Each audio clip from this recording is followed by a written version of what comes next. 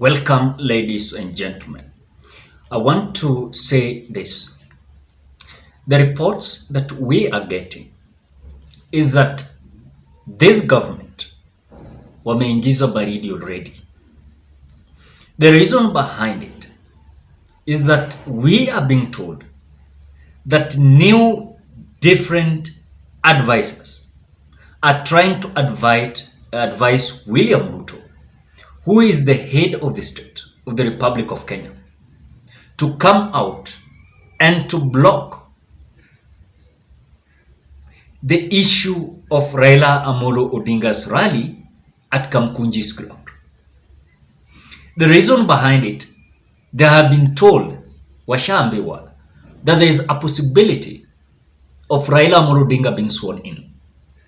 Number two, that there is a possibility of Raila Amolo Odinga demonstrating and protesting in the street, which according to this government, they are feeling like it is something that is very unfortunate, that they will never and they will not welcome that story.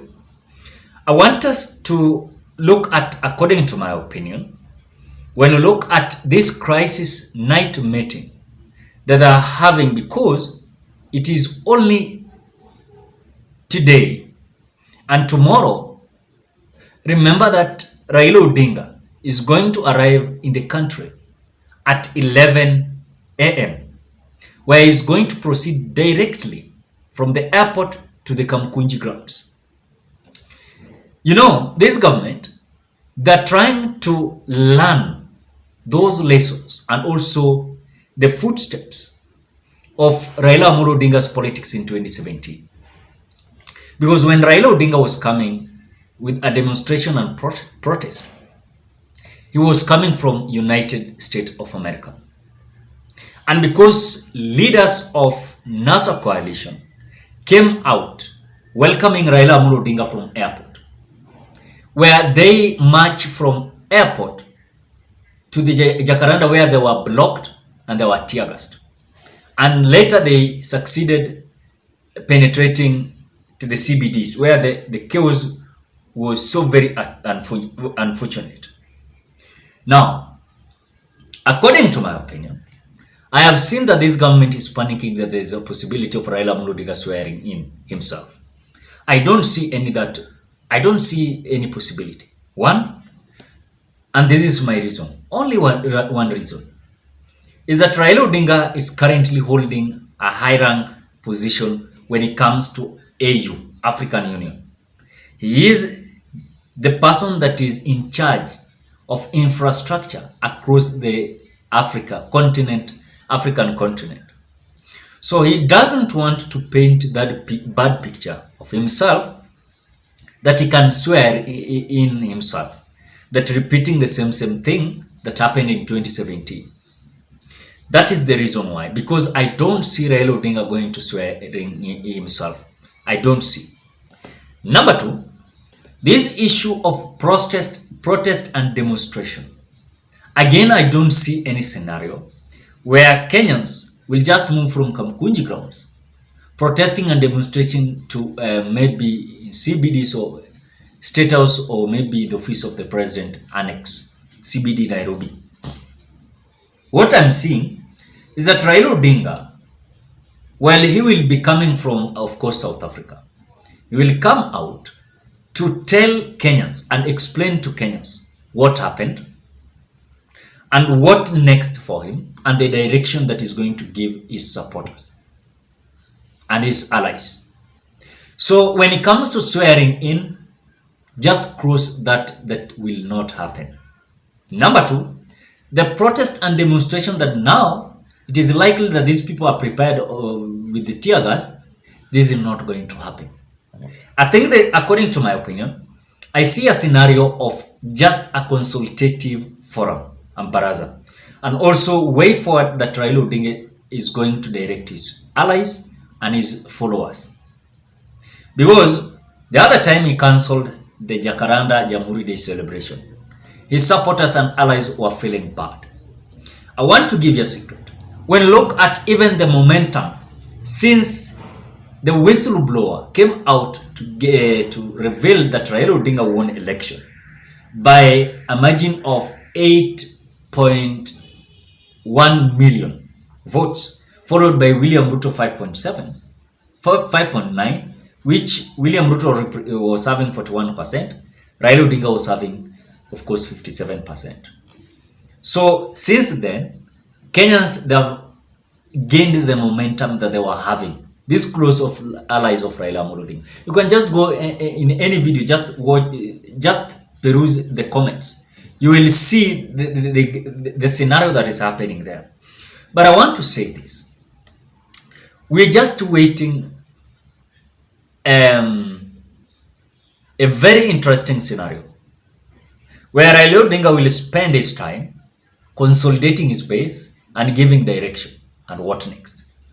On the other side, when it comes to the government, you will see William Ruto, Rigathi Gachagua, and his brigade that will just having a lot of time panicking, a lot of time worrying, and a lot of time preparing to tear gas or maybe to do things that is not going to be.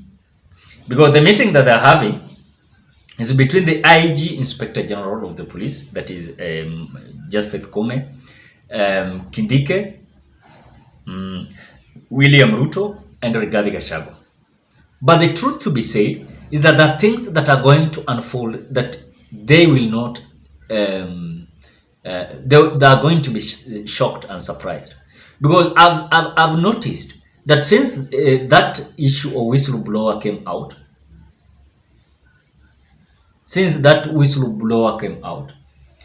I have realized that these people are so quiet, and even William Ruto does not want to give even a comment when it comes to, of course, the issue that was raised by the whistleblower. So do you see at a point that yes, maybe this might be true? Because you find William Ruto spent a lot of his time glorifying Wafula Chebukati and a lot of his time glorifying the Supreme Court. Does it mean that there was a certain collaboration between William Ruto, IEBC commissioners, securities, intelligence, and also the judges from the Supreme Court? Because it is very clear, because after the finalization and also the declaration of election, I saw a point where William Ruto is just glorifying these people who are rescuing him, or maybe who assisted him is deals. Because when you see William Ruto, immediately he was sworn in, one thing that he said, he was going to ensure that he was going to swear in those judges, 6 judges that were not sworn in by Uhuru Kenyatta. Then he was going to add 3 billion annually, which some people ask simple question. How did William Ruto knew that, of course, the Supreme Court was going to demand of 3 billion annually, because budget might change?